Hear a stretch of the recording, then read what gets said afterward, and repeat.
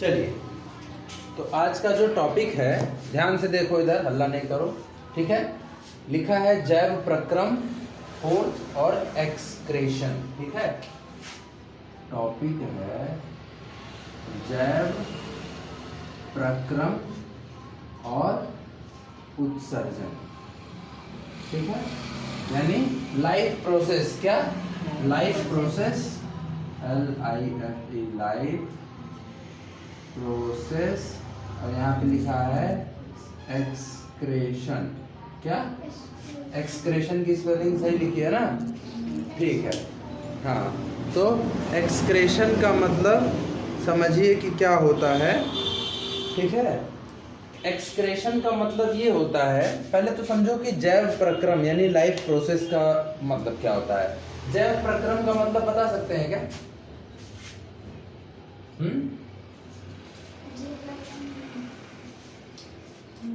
इस शब्द से क्या समझे, कुछ समझे? जैव प्रक्रम, ये जो शब्द है, इस शब्द से क्या समझे?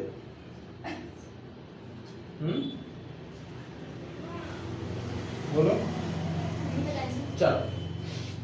जैव प्रक्रम का मतलब ये हो गया कि जैसे जीवन होता है, ठीक है। एक बच्चा पैदा होता है, पैदा होने के बाद पहले वो दूध पीता है, केवल दूध पीता है और कुछ नहीं खा सकता है। उसके बाद थोड़ी थोड़ी चीजें, दाल चावल, हल्का रोटी वोटी नरम करके खा सकता है।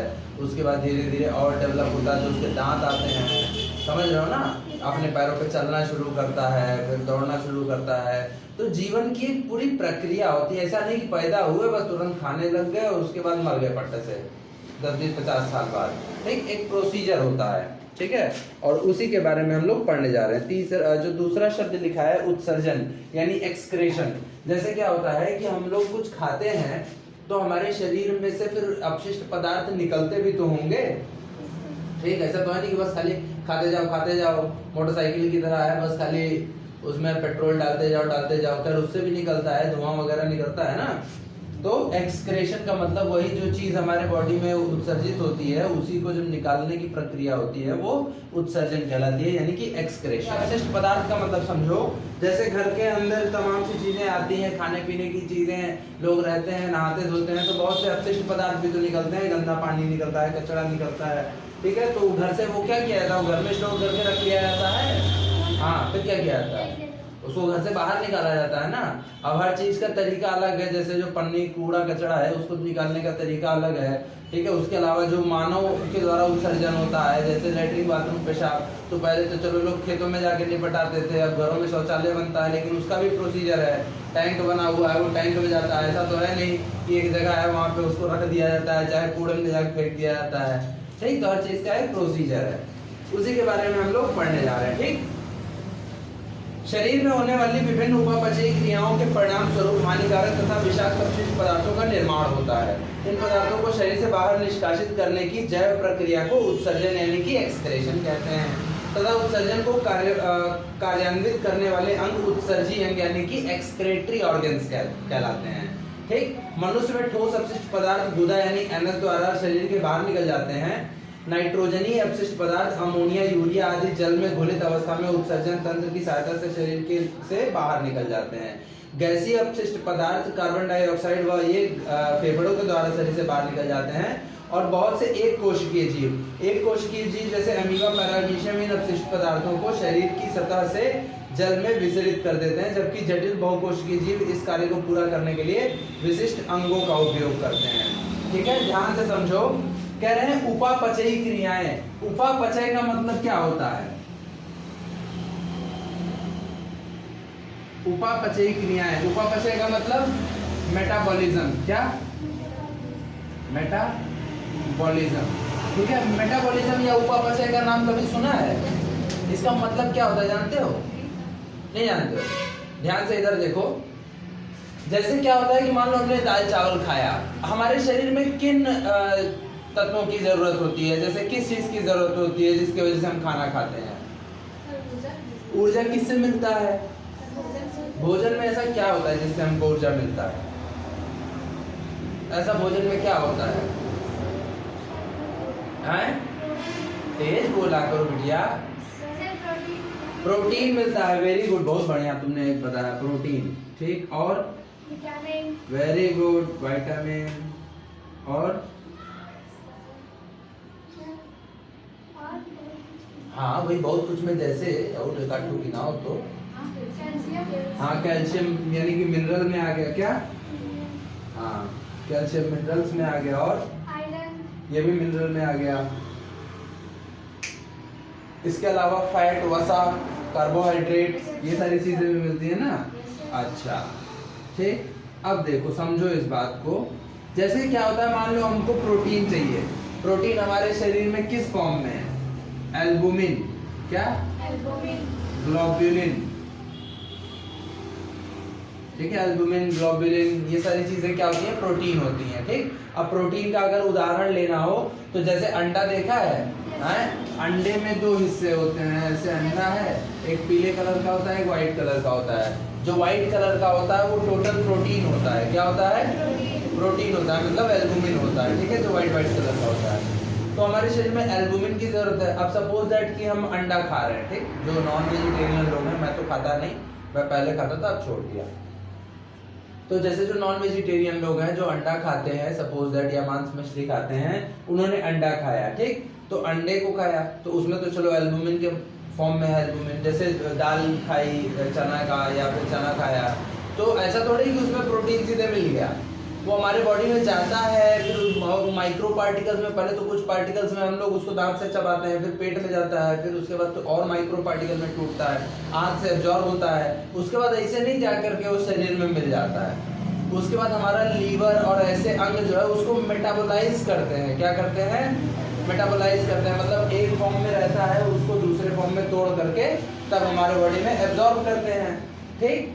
अच्छा, तो जब ये होता है, ये प्रक्रिया होती है, तो इस प्रक्रिया से बहुत सारे क्या निकलते हैं? अपशिष्ट पदार्थ भी निकलते हैं, ठीक है। जैसे देखो खाना हम लोग बनाते हैं चूल्हा जला करके, तो उससे भी अपशिष्ट पदार्थ निकलता है। लकड़ी निकलती है, कोयला निकलता है, राख निकलता है, धुआं निकलता है। जैसे लकड़ी या कोयला हम लोग डालते हैं तो उसमें से धुआं निकलता है, या फिर उसमें से राख निकलती है, ठीक है, बचे हुए पदार्थ।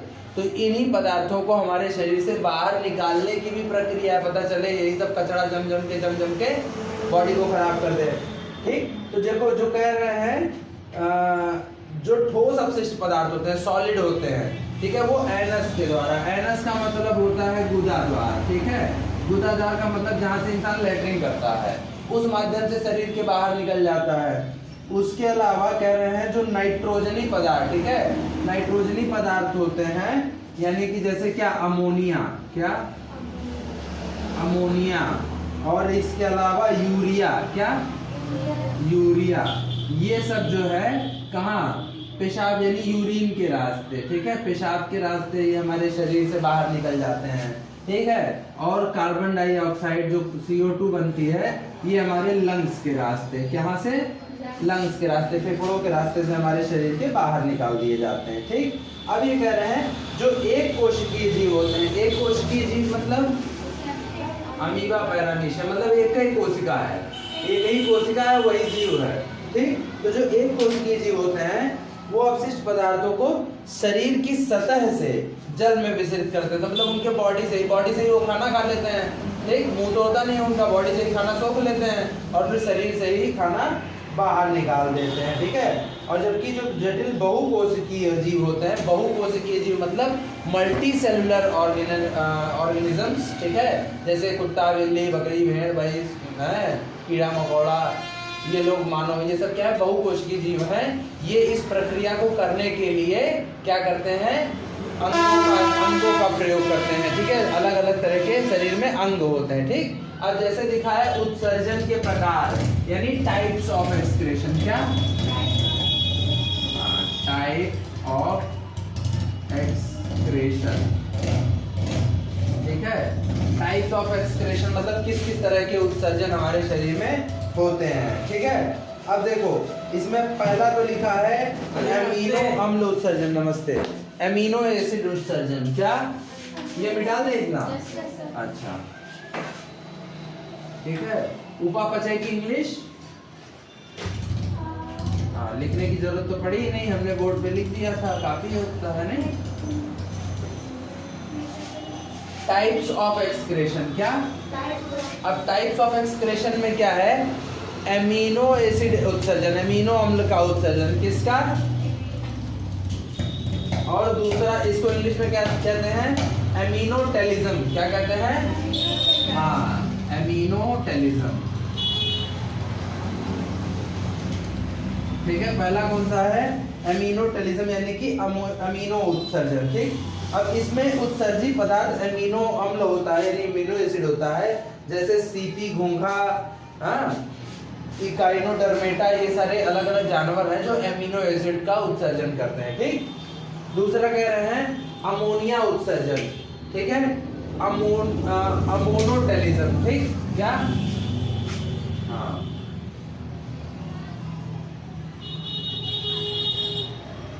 अमोनोटेलिज्म।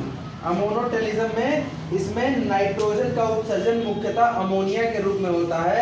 ऐसे जंतु जो अमोनिया उत्सर्जित करते हैं उन्हें अमोनोटेलिक, क्या?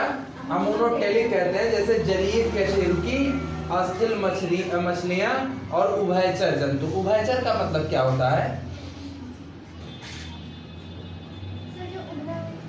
उभरा हुआ उभयचर है, जो पानी और धरती दोनों में रहे। ठीक है, वो क्या है? उभयचर जंतु है। तो ये लोग क्या करते हैं? अमोनोटेलिक होते हैं, मतलब अमोनिया का उत्सर्जन करते हैं। और अमोनिया का उत्सर्जन कैसे होता है? नाइट्रोजन का उत्सर्जन, किसका? नाइट्रोजन का जो उत्सर्जन होता है ये किसके रूप में होता है?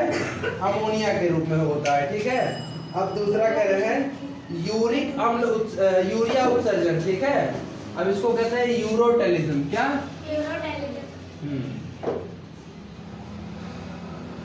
यूरोटेलिज्म। और ये ऐसे जानवर जो यूरिया का उत्सर्जन करते होंगे वो यूरोटेलिक कहलाते होंगे। ठीक, अब इसमें कह रहे हैं नाइट्रोजन का उत्सर्जन मुख्यतः यूरिया के रूप में होता है।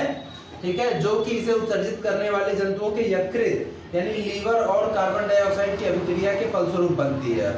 यूरिया उत्सर्जित करने वाले जंतुओं को यूरोटेलिक कहते हैं। उदाहरण के लिए स्तनधारी मनुष्य और मेंढक। क्या? स्तनधारी को इंग्लिश में क्या कहते हैं? वेरी गुड, अरे वाह बेटा। हाँ, यही तो कहीं कहीं पे तो बोलती है लेकिन एकदम मारती है, धुआंधार बोल देती है, हैं? वाह भाई।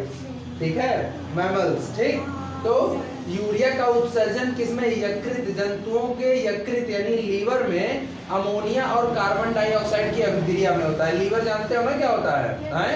देखा है ना लीवर? तो ज्यादातर मेटाबॉलिज्म का काम हमारे शरीर में, मानव के शरीर में लीवर ही करता है। क्या कौन करता है? लीवर करता है। तो लीवर में क्या है? कार्बन डाइऑक्साइड और अमोनिया का जो प्रोसीजर होता है, प्रक्रिया होती है, उसी के फलस्वरूप किसका? यूरिया का उत्सर्जन होता है। यूरिया बनता है शरीर में। और यूरिया किस माध्यम से निकलती है बाहर? लेट्रिन के रास्ते कि पेशाब के रास्ते? अरे यूरिन के रास्ते कि लेट्रिन के रास्ते निकलती है? यूरिन के रास्ते निकलती है। Very good. ठीक है, तो वो क्या हो कहलाता है? यूरिया उत्सर्जन कहलाता है, यानी कि यूरोटेलिज्म। ठीक, अब आता है यूरिक एसिड उत्सर्जन यानी यूरिकोटेलिज्म। क्या? हाँ, ये देखो यूरिकोटेलिज्म। बहुत से लोग होते हैं जिनमें क्या होता है? यूरिक एसिड बढ़ जाता है। क्या हो जाता है? यूरिक एसिड बढ़ जाता है, जिसकी रेंज लगभग 1 से लेकर के 7 तक होती है। कितनी? 7 तक होती है। और जब यूरिक एसिड बढ़ जाता है तब यूरिक एसिड क्या होता है? जोड़ों में जा जाके जमा होने लगते हैं इसके क्रिस्टल्स। क्या? क्रिस्टल्स इसके जा जाके जमा होने लगते हैं और धीरे धीरे हमको गाउट की समस्या हो जाती है, मतलब घुटने में और जितने चलने वाले जोड़ होते हैं उसमें दर्द होने लग जाता है। इसीलिए यूरिक एसिड नहीं बढ़ने देना चाहिए, ज्यादा पानी पीना चाहिए। ठीक है, अच्छा, तो ये कह रहे हैं इसमें नाइट्रोजन का उत्सर्जन यूरिक अम्ल के रूप में होता है। यूरिक अम्ल लगभग ठोस अवस्था में उत्सर्जित किया जाता है। यूरिक अम्ल उत्सर्जित करने वाले जंतुओं को यूरिकोटेलिक कहते हैं। और उदाहरण के लिए पक्षी, सरीसृप और बहुत से कीट। ठीक है, बहुत से कीड़े और कुछ पक्षी हैं। और सरीसृप, सरीसृप की इंग्लिश क्या होती है? सरीसृप, सरीसृप मतलब कौन से जानवर होते हैं? हाथी, घोड़ा,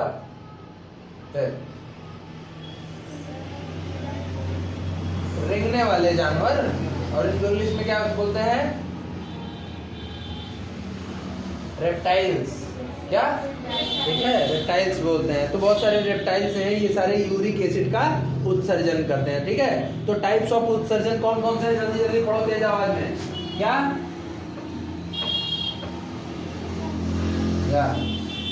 बहुत जल्दी आ गए। टाइप्स ऑफ उत्सर्जन, टाइप्स ऑफ एक्सक्रेशन कौन कौन से हैं? पढ़ो इसको लाइन से। अमीनोटेलिज्म, अमीनोटेलिज्म, अमोनोटेलिज्म और यूरोटेलिज्म और यूरिकोटेलिज्म। फिर अब कह रहे हैं एक्सक्रेशन इन ह्यूमन और ह्यूमन एक्सक्रेटरी सिस्टम। ठीक है, यानी मानव में उत्सर्जन और मानव उत्सर्जी अंग। क्या? मानव में उत्सर्जन, मानव उत्सर्जी अंग। अब ये कह रहे हैं उत्सर्जी अंग बोले तो जो उत्सर्जन करते हैं अंग, वो उत्सर्जी अंग है। ठीक है, मानव उत्सर्जन तंत्र का मुख्य कार्य शरीर से अपशिष्ट पदार्थ यानी नाइट्रोजन पदार्थों जैसे यूरिया आदि को बाहर निकालना होता है। मनुष्य में मुख्य उत्सर्जी अंग वृक्क होते हैं। इनसे संबंधित अन्य सहायक उत्सर्जित अंग निम्नलिखित हैं। ठीक, वृक्क बोले तो ऐसे बना रहा था। कैसे बना रहा था?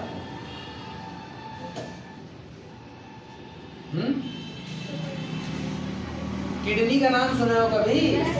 हाँ, उसी को वृक्क बोलते हैं। हाँ वही सर, देखा है, किडनी निकलवा लेंगे तुम लोग कि जाने रहे ना, और किडनी निकाल के बेच देंगे। इधर देखो, तो मानव में उत्सर्जी अंग मुख्य जो होते हैं, इनका काम वही नाइट्रोजन पदार्थों को बाहर निकालना होता है। और जो मुख्य उत्सर्जी अंग होते हैं उसमें आती है किडनी। ठीक है, और किडनी के साथ साथ और भी कुछ जो है सहायक उत्सर्जी अंग होते हैं। सहायक बोले तो हाँ, जो उसकी सहायता करने वाले। ठीक है, तो ध्यान से देखो, मेन क्या होता है? मेन तो होता है किडनी। मानव उत्सर्जी अंग जो होते हैं वो मेन होता है किडनी। ठीक, क्या होती है? दो होती है। ठीक, और उसके बाद कुछ सहायक उत्सर्जी अंग होते हैं जो मुख्य तो नहीं होते हैं बट सहायक होते हैं, जिसमें से यूरेटर, यूरिनरी ब्लैडर और यूरेथ्रा आता है। क्या? यूरेटर, यूरिनरी ब्लैडर और यूरेथ्रा। ठीक है, ध्यान से समझो। अब इसको हम लोग फिगर देखते हैं। ये जो फिगर आपको दिख रही है, दो बीन के आकार की। किसकी? बीन क्या होता है? हाँ, वो खाने वाली बीन्स, राजमा वाजमा टाइप का, उसी तरह है ना? है? तो ये जो होती है, ये दोनों क्या होती है? किडनीज होती हैं। क्या होती हैं? किडनीज। अब किडनीज में दो पाइप जुड़ी होती हैं। क्या? ठीक, ये देखो दो पाइप दिखी, और ये दो पाइप, यही दोनों पाइप क्या कहलाती हैं? यूरेटर। क्या? ये देखो यूरेटर है ना, ये दोनों किडनी, ये दोनों यूरेटर। और उसके बाद ये देखो एक थैली दिख रही हो। ठीक, देखो बेटा, बायोलॉजी अगर पढ़ना है तो बहुत आपको बोल्ड बनना पड़ेगा। ठीक है, क्योंकि ऐसी ऐसी चीजें, ऐसे ऐसे टॉपिक्स होते हैं जिनको देख के या जिनको समझ के हो सकता है आपको शर्म आए या फिर आपको लगे कि हम ये क्या पढ़ रहे हैं, बट अगर पढ़ना है तो सीखना तो पड़ेगा। आपको जब भी देखो, कभी भी जब टॉयलेट लगती है, जब पेशाब लगती है, तो पेट के नीचे वाला हिस्सा ऐसे देखो खूब भरा भरा सा लगता है। लगता है किसी को? नहीं लगता है। नहीं लगता हो तो जान लो उसके में फिर यूरिनरी ब्लैडर नहीं है, जाके जांच कराओ अपना। है, पेशाब की थैली गायब है पेट से, इधर ध्यान दो। ठीक, तो ये दो पाइप्स लगी होती हैं, और ये दो पाइप जो होती हैं वो क्या होती हैं? यूरेटर होती हैं। क्या?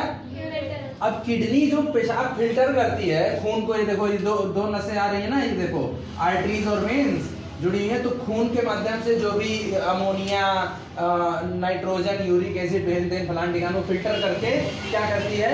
ब्लड को वापस नस में भेज देती है, और उसके बाद उसको पेशाब को इस पाइप के रास्ते से धीरे धीरे धीरे धीरे पेशाब की थैली में डाला करती है। किसमें?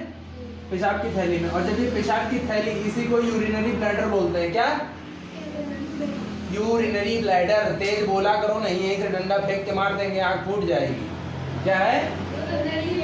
यूरिनरी ब्लैडर, यानी कि पेशाब की थैली बोलते हैं इसको साधारण भाषा में। ठीक, अब इस पेशाब की थैली में धीरे धीरे धीरे धीरे आकर के पेशाब इकट्ठा हो जाता है। जब ढेर सारा हो जाता है तो हम लोग को वॉशरूम आती है, तब हम लोग भागते हैं वॉशरूम करने के लिए। ठीक, अच्छा, अब उसके बाद फिर आता है यूरेथ्रा। यूरेथ्रा का मतलब ये हो गया जो पेशाब करने का जो अंग होता है, ठीक है, जो पुरुषों में अलग होता है, महिलाओं में अलग होता है, ठीक है, ये एक डिफरेंस होता है मेल और फीमेल में, ठीक है, पुरुषों के पास अलग होता है, महिलाओं के पास अलग, तो वहां से फिर पेशाब करते हैं।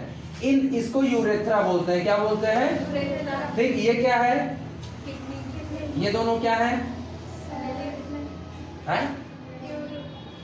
यूरेटर। ये क्या है? तेज बोला करो बेटा। Urinary bladder. Urinary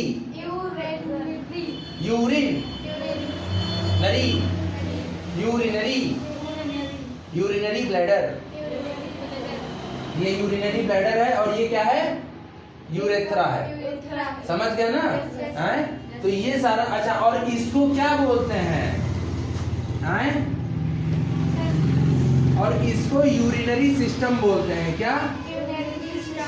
urinary system. ठीक है, समझ गए ना? और कभी कभी इसी किडनी में कभी कभी पथरी भी हो जाती है। क्या हो जाती है? स्टोन्स बन जाते हैं, किडनी स्टोन्स बन जाते हैं। ठीक है, कभी कभी पेशाब की थैली में भी वो स्टोन्स आ जाते हैं। ठीक, तो ये क्या है? ये जो है मानव उत्सर्जित तंत्र हैं। ठीक है, अब ये कह रहे हैं मनुष्य में एक जोड़ी विक्र पाए जाते हैं, यानी 2 किडनीज पाई जाती हैं जो उदर गुहा यानी एब्डोमेन कैविटी। किसमें? Abdomen cavity. एब्डोमेन कैविटी क्या होता है समझ लो। जैसे अभी ये देखो, ये देख रहे हो, यहाँ से यहाँ तक का जो हिस्सा होता है ये एब्डोमेन कैविटी कहा जाता है। क्या? Abdomen cavity. एब्डोमेन मतलब पेट की कैविटी। ठीक, ये हिस्सा अपर एब्डोमेन है। क्या? ये हिस्सा मिडिल एब्डोमेन है और ये हिस्सा लोअर एब्डोमेन है। ठीक, इसको पेल्विस भी बोलते हैं। क्या? पेल्विस मतलब जैसे कहते हैं ना देहाती भाषा में लोग कहते हैं पेड़ू की रात है, तो ये पेड़ू है। क्या है?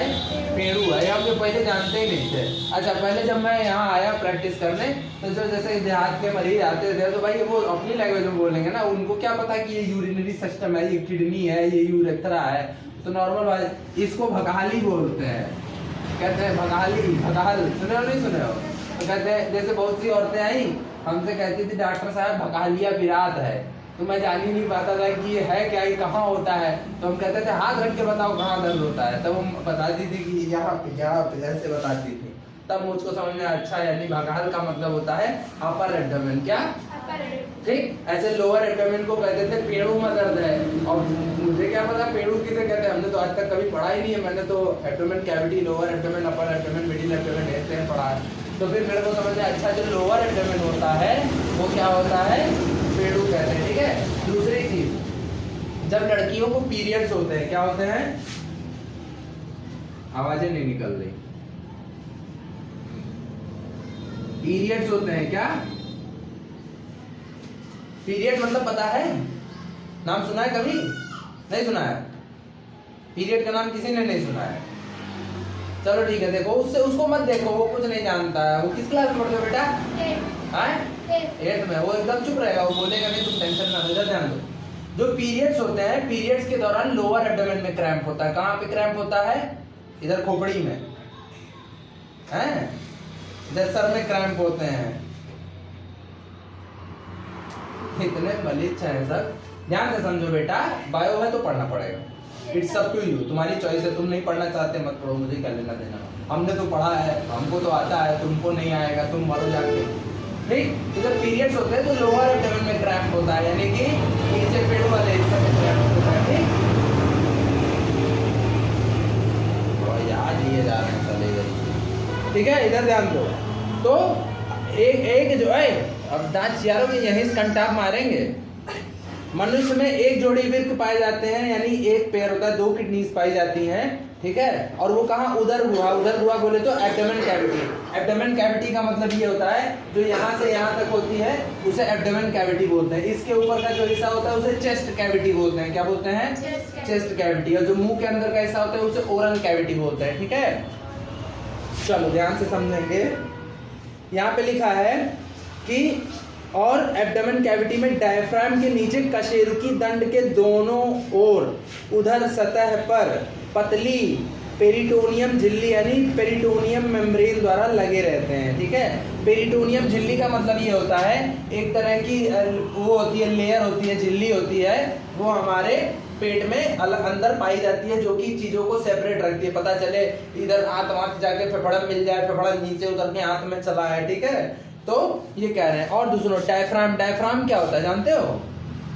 नहीं जानते हो? ठीक है, ये देखो, ये फेफड़ों के नीचे आ जा, क्यों खड़ी है वहां पे, अंदर आके बैठना। ये देखो जो लंग्स है, क्या है, लंग्स के नीचे देखो एक तो ऐसे वो टाइप का लग रहा है, कुछ ढक्कन वक्कन टाइप का लग रहा है देखने में, कुछ दिख रहा है क्या? हाँ, इसी को डायफ्राम बोलते हैं। क्या बोलते हैं? डायफ्राम, ठीक है। अभी ध्यान से अगर देखेंगे तो ये देखो इस वाले फोटो में यहाँ पे दिख रहा है ना, ये रेड कलर का, ठीक है। ये कुछ है नहीं, बस एक ऐसे मसल होता है, मसल्स होती हैं, मांसपेशियां होती हैं, और यही फेफड़े को फुलाती पिचकाती हैं। यही ऐसे होती हैं तो सांस बाहर निकलती है, फिर ऐसे करती है तो सांस अंदर आती है, ठीक है। और ये दूसरा एक काम क्या करती हैं, ये सेपरेट रखती हैं, ताकि ये देखो इस वाले फोटो में यहाँ देखोगे तो अच्छे से दिख रहा है, ठीक है। ये सारा क्या होता है? डायफ्राम होता है, क्या, ठीक। तो डायफ्राम क्या करता है, जो जितने भी नीचे के ये अतड़ी पचौनी, ये सब लीवर, किडनी, गुर्दा, ये सब को नीचे रखता है और ये सब को ऊपर रखता है, सेपरेट है। मेड़ी लगी हुई है जैसे खेत में, तुम अपने खेत में, हम अपने खेत में, ठीक, ठीक है। और ये पेरिटोनियम झिल्ली द्वारा लगे रहते हैं। पेरिटोनियम झिल्ली मतलब एक पतली सी झिल्ली होती है। झिल्ली बोले तो जैसे अंडा कभी देखे हो? हैं? अच्छा, अंडा तो खैर तुम लोग खाते नहीं हो। प्याज देखे हो? प्याज को छीलो तो देखो व्हाइट कलर का ऐसे बहुत नरम नरम सा निकलता है। हाँ, अंडे में भी रहता है, खाती हो? नहीं सर, खाते नहीं पर देखी हो? अच्छा, तो वो क्या होती है, वो एक तरह की झिल्ली होती है, और उसी तरह की झिल्ली से जो है जुड़ा रहता है, क्या, किडनी, ठीक है। अभी कह रहे हैं फिर वृक्क की बाहरी संरचना यानी external structure of kidney. Same के बीज के आकार की कत्थई भूरे लाल रंग के अंग होते हैं। ये लगभग 10 सेंटीमीटर लंबा और 5 से 6 सेंटीमीटर चौड़ा। कितना? ठीक है, ये लगभग 10 सेंटीमीटर लंबा। कितना बता रहे हैं? 10 सेंटीमीटर बोले तो इतना बड़ा, हाँ, ठीक है। लगभग 10 सेंटीमीटर लंबा और 5 से 6 सेंटीमीटर चौड़ा होता है, ठीक है। अच्छा, 2 से 5 सेंटीमीटर मोटा होता है। पुरुषों में वृक्क का भार 130 से 160 ग्राम तथा स्त्रियों में वृक्क का भार 110 से 150 ग्राम तक होता है, ठीक है। वजन की बात हो रही है। वृक्क के ऊपर अधिवृक्क ग्रंथि यानी एड्रिनल ग्लैंड्स पाई जाती हैं। इस वाले फोटो में ध्यान से देखोगे तो ये किडनी के ऊपर जो है, आप देखोगे कि एक टोपी जैसा है, इसमें कुछ पहन रखा है, क्या, ठीक है। ये एड्रिनल ग्लैंड्स होती है और ये तरह तरह के हार्मोन्स का निर्माण करती है, ठीक है। कभी भी अगर किसी मरीज का किडनी फेल हो गया, क्या, सपोज दैट कि किडनी जो है वो फेल हो गया, तो फिर क्या होता है ना, वो लोग कहते हैं कि वो उसको खून चढ़ रहा है और खून पानी हो जा रहा है, खून चढ़ रहा है, खून पानी हो जा रहा है। वो होता क्या है कि एक्चुअली ये जो है वो एरिथ्रोपोइटिन बनाती है। एरिथ्रोपोइटिन एक तरह का जो है हार्मोन होता है। एरिथ्रोपोइटिन एक तरह का हार्मोन होता है, और जब एरिथ्रोपोइटिन बनता है तो एरिथ्रोपोइटिन से एरिथ्रोसाइट्स यानी कि लाल blood cells, red blood cells यानी कि लाल रक्त कोशिकाएं बनती हैं, और जब ये खराब हो जाता है तो ये भी खराब हो जाता है, तो एरिथ्रोपोइटिन बनना बंद हो जाता है। बहुत से लोगों में जब ये एड्रिनल ग्लैंड खराब हो जाती है तो उनको हर कुछ महीनों पे, कुछ दिनों पे पेट पे एक इंजेक्शन लगा करती है, और उसको उस इंजेक्शन का नाम होता है एरिथ्रोपोइटिन अल्फा, ठीक है। बहुत महंगी इंजेक्शन होती है, लगभग 2-3 हजार रुपए की एक इंजेक्शन आती है, लगती है। और इससे पहले तो और भी महंगी डार्बेपोइटिन अल्फा आती थी, वो लगभग 14,000 रुपए की एक इंजेक्शन आती थी, ठीक है। तो ये एड्रिनल ग्लैंड्स होते हैं, क्या होते हैं, ध्यान से देखा करो बेटा, इंग्लिश के वर्ड समझा करो अगर आगे पढ़ना है तो। और अगर इंटर के बाद जो है काफी किताब धर के और पाँव पकड़ लेना है तब तो कोई दिक्कत नहीं है, लेकिन अगर आगे पढ़ना है तो इंग्लिश वर्ड समझा करो, ठीक है। मनुष्य में दायां वृक्क बाएं वृक्क की अपेक्षा कुछ पीछे तथा कुछ नीचे की ओर स्थित होता है। वृक्क का भीतरी किनारा धंसा हुआ होता है या अवतल यानी कि कनकेव होता है। कैसा है? कन्वेक्स कनकेव आ गया ना।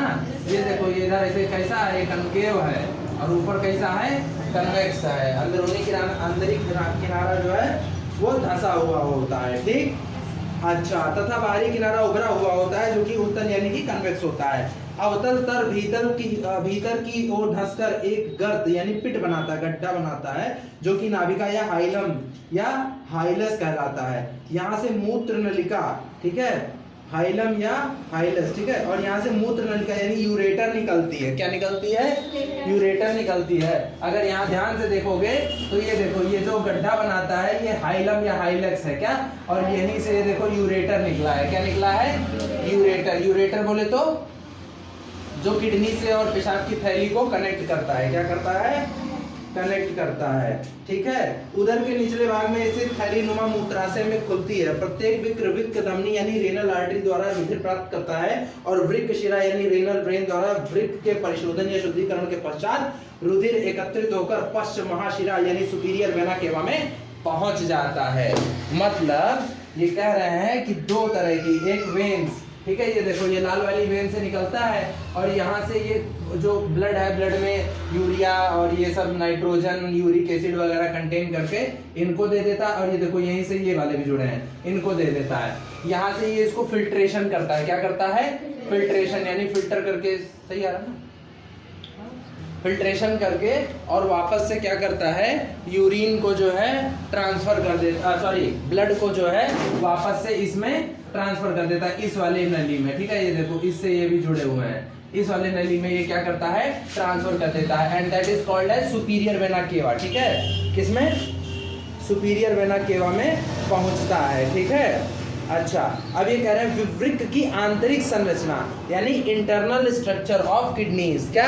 वृक्क के भीतरी धसे हुए किनारे के मध्य में कीट के समान एक खोखली संरचना होती है जो कि श्रोणि या पेल्विस कहलाती है, ठीक। यही भाग प्रायः सकरा होकर मूत्र नलिका का निर्माण करती है।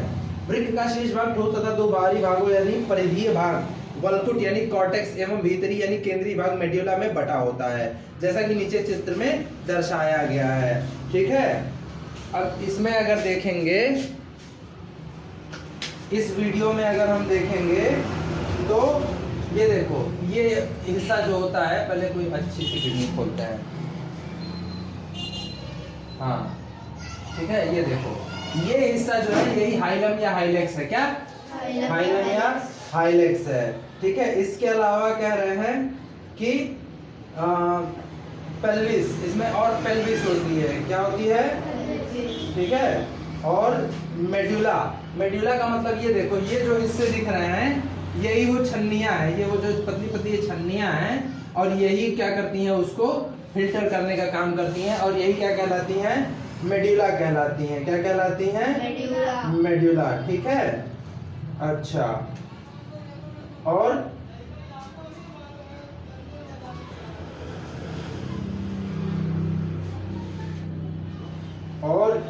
दूसरा कॉर्टेक्स, ये क्या कहलाता है? ये जो बाहरी भाग है, ये वाला हिस्सा, ये क्या कहलाता है? कॉर्टेक्स। ये क्या है? मेड्यूला। और ये क्या है?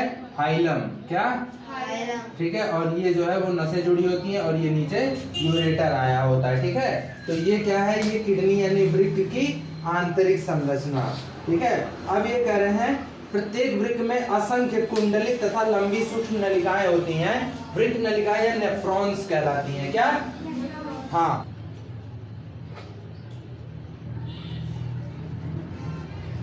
नेफ्रॉन्स, ठीक है। और ध्यान से देखो, जो किडनी के स्पेशलिस्ट डॉक्टर होते हैं, कौन? उनको नेफ्रोलॉजिस्ट बोलते हैं। क्या? नेफ्रोलॉजिस्ट। हाँ,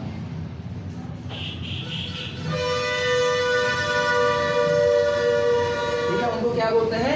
नेफ्रोलॉजिस्ट बोलते हैं, ठीक है। और इसमें नेफ्रॉन्स पाए जाते हैं, ठीक है। महीन महीन क्या होते हैं? बहुत पतली पतली नलिकाएं होती हैं, महीन महीन नसें होती हैं जो फिर फिल्ट्रेशन का काम करती हैं, ठीक है। अच्छा, अब देखो ये कह रहे हैं जो कि वृक्क नलिकाएं या नेफ्रॉन्स कहलाती हैं। ये मेडुला में 8 से 15 त्रिभुजाकार संरचनाएं पाई जाती हैं जो पिरामिड्स कहलाती हैं। ये वल्कुट द्वारा एक दूसरे से पृथक रहते हैं, जिन्हें बर्टिनी के रीनल कॉलम यानी रेनल कॉलम ऑफ बर्टिन्स कहते हैं, ठीक है। यानी कि ये जो देखो ये क्या है? ये जो छोटी छोटी है ना कॉलम्स, ठीक है, ये ठीक, ये पिरामिड्स हैं। क्या है? पिरामिड्स हैं। और ये पिरामिड्स किससे जो है पृथक रहते हैं? ठीक है, वल्कुट द्वारा, ठीक है। वल्कुट मतलब ये कॉर्टेक्स द्वारा, ये कॉर्टेक्स देखो, ये कॉर्टेक्स देखो, ये कॉर्टेक्स देखो, ये सब कॉर्टेक्स द्वारा एक दूसरे से सेपरेटेड रहते हैं, ठीक है। और जिन्हें ये क्या कहते हैं? रेनल कॉलम ऑफ बर्टिन्स, इनको रेनल कॉलम्स बोलते हैं। क्या बोलते हैं? ठीक है। प्रत्येक पिरामिड का चौड़ा भाग वल्कुट की ओर रहता है, जो लघु कैलिक्स यानी कि माइनर कैलिक्स कहलाता है। लघु कैलिक्स, क्या लघु कैलिक्स, माइनर कैलिक्स यानी कि ये देखो ये सारे क्या है, ये माइनर कैलिक्स है। क्या है? माइनर, CALYX, ठीक है, माइनर कैलिक्स है। क्या है? माइनर कैलिक्स है, ठीक। अच्छा, लघु कैलिक्स में मेडुला एक अंकुर रूप में उभरा रहता है, इसे वृक्क अंकुर यानी रेनल पैपिला कहते हैं। क्या कहते हैं? रेनल पैपिला कहते हैं, ठीक। अच्छा, दो लघु कैलिक्स परस्पर संगठित होकर के बृहद कैलिक्स यानी मेजर कैलिक्स बनाते हैं। क्या बनाते हैं? मेजर कैलिक्स बनाते हैं। मेजर कैलिक्स का मतलब देखो, ये छोटी छोटी पाइप्स मिलके फिर बड़ी पाइप का निर्माण करती है और यही बड़ी पाइप आगे आकर के निकलती है, तो वो माइनर कैलिक्स है और ये मेजर कैलिक्स है, ठीक। क्या है? अब विभिन्न दीर्घ कैलिक्स मिलकर के एक श्रोणि या पेल्विस में खुलते हैं और यही बड़े बड़े जो कैलिक्स होते हैं ये मिल करके ये यहाँ पेल्विस में आकर के ओपन हो जाते हैं। यहीं से क्या होता है? आगे जाता है। जैसे ऐसे सिंपली समझो, छोटी छोटी नालियां हैं वो आकर के एक बड़े नाले में मिल गई हैं। क्या? बड़े नाले में, और ये बड़ा नाला सबका पानी का कलेक्ट करके लेके जा रहा है, ठीक है। अच्छा, अब ये कह रहे हैं वृक्क नलिकाओं या नेफ्रॉन्स की संरचना यानी स्ट्रक्चर ऑफ नेफ्रॉन्स, ठीक।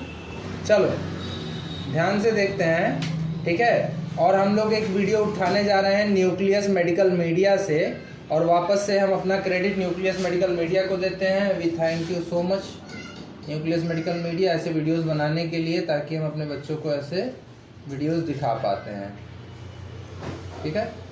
ध्यान से समझो, ठीक है। ये देखो, ये हमारा स्ट्रक्चर होता है किडनीज का, और देखो ये जो मैंने बताया था ना कि एड्रेनल ग्लैंड्स होती हैं, ये ऊपर एड्रेनल ग्लैंड्स होती हैं और ये किडनीज का स्ट्रक्चर है। ये किडनीज है और ये जो दो पाइपें लगी हुई हैं ये दोनों क्या है? ये पाइप्स क्या है? अभी नाम बताया है, पता नहीं कहाँ सब बेहोश रहती हैं, बांग खा के आती हैं, पता नहीं क्या।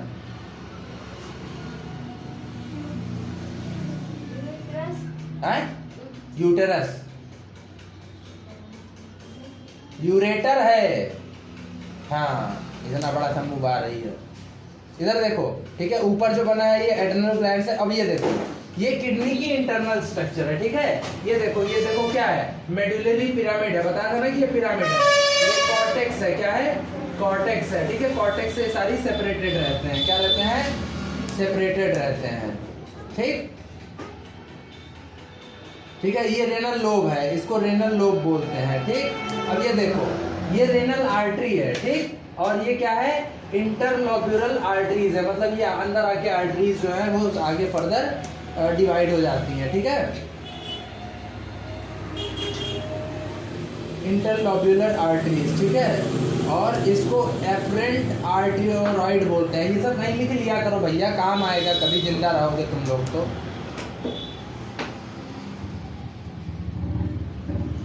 ठीक है, इसको देखो, यही नेफ्रॉन्स कहलाते हैं। ध्यान से देखो, वो छोटे छोटे जो ट्यूब्स होती हैं, नलिकाएं होती हैं ना, जिनको बताया, वो नेफ्रॉन्स यही हैं। क्या है? नेफ्रॉन्स, ठीक। अच्छा, ठीक। और ये रेनल कॉर्ट्यूल है और इसको बोमेंस कैप्सूल भी बोलते हैं। बोमेंस, BOWMEN, बोमेंस कैप्सूल भी बोलते हैं, ठीक है। ये रेनल ट्यूब है। अब देखो ऐसे क्या होता है, ये ब्लड आता है और इसमें बोमेंस कैप्सूल में क्या होता है कि यूरिन फिल्टर होके देखो अलग जा रहा है और ब्लड देखो अलग जा रहा है। इधर से ब्लड आ रहा है, फिल्टर होके इधर जा रहा है, ठीक है। और इसी प्रोसीजर को ग्लोमेरुलर फिल्टरेशन बोलते हैं। लिख लो कहीं, अगर जिंदगी में कभी जिंदा रहोगे, मर मुरा जाओगे तब तो नहीं जानते हैं।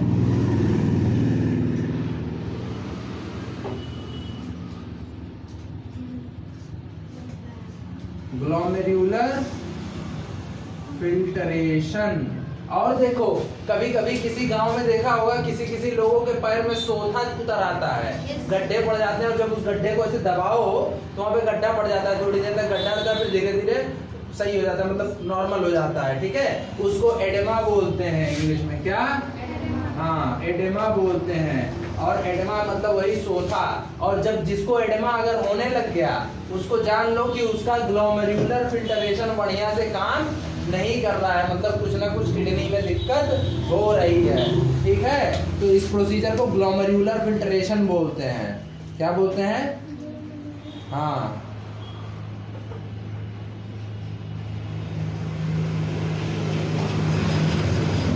ये देखो वोमेंस कैप्सूल, ठीक है, बताया ना वो वोमेंस कैप्सूल के अंदर, ये देखो कैसे, ये वाटर है, क्या है, वाटर है, और ये वाटर जो है अलग हो जाता है वो nitrogen, ammonia, urea, uric acid को लेकर के और ब्लड को वापस उसमें। ये देखो कैपिलरी एंडोथेलियम और glomerular filtration. Capillary endothelium, endothelium का मतलब जो होता है ये एक तरह की झिल्ली होती है, क्या होती है, झिल्ली होती है कैपिलरीज की, ठीक है। अब ये देखो ऐसे ही निकलता है धीरे धीरे, उसमें से क्या होता है, बाहर निकलता है, और आरबीसीज और ये सब वापस उसी नसों में लौट जाती हैं। और ये plasma proteins and red blood sales, plasma protein और जो रेड ब्लड सेल है वो वापस जो है नसों में भेज दिया जाता है।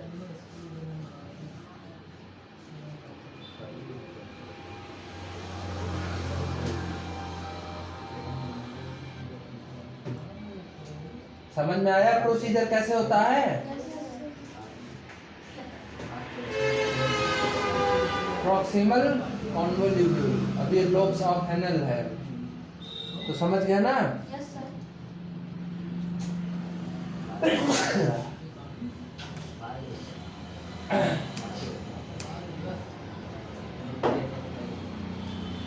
ठीक है, और ये ऐसे वापस से भेज दिया जाता है।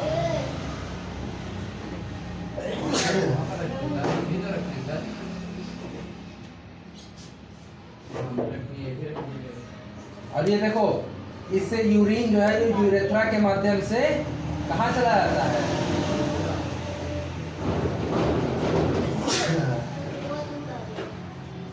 इधर देखो ये यूरिन है और यूरेथ्रा के माध्यम से वापस कहाँ भेज दिया जाता है। ध्यान से देखेंगे, ये असली किडनी है, ठीक है, और ये वीडियो हम लोग दिखाने जा रहे हैं मिस्टर एक्सहम बायोलॉजी नाम के चैनल से, ठीक है, और इनको सारा क्रेडिट हम लोग देते हैं।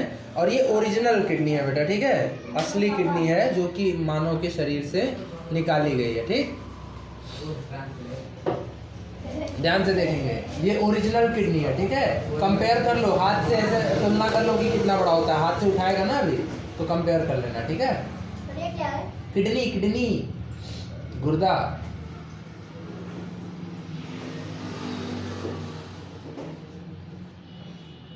तो नहीं उठाया। नहीं उठाया, अभी उठाया।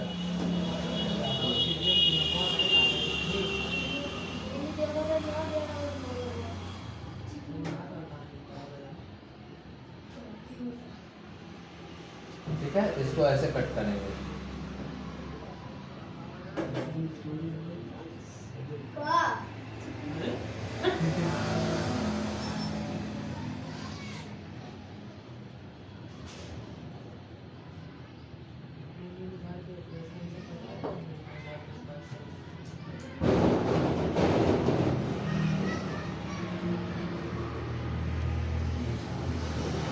ये देखो, ध्यान से देखो, वो जो वो देख रहे थे ना पिरामिड्स, ये सारे वही पिरामिड्स हैं, क्या है, पिरामिड्स हैं।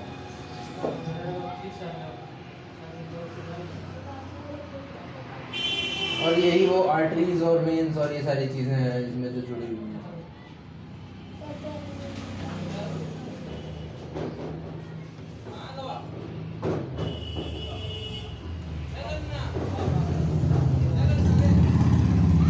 ठीक है, समझ गए ना। और ये कुछ हाइड्रोजन पेरोक्साइड वगैरह डाल के वॉश कर रहा है ताकि थोड़ा अच्छे से उसका विजन दिख सके, ठीक है, ब्लड वगैरह जो हट जाए। ये देखो नेफ्रॉन्स थे, क्या थे, हाँ वो नेफ्रॉन्स थे, क्या वो देखा गया था ना, पतले पतले वो दिख रहे हैं, वो सारे क्या है, नेफ्रॉन्स हैं, ठीक।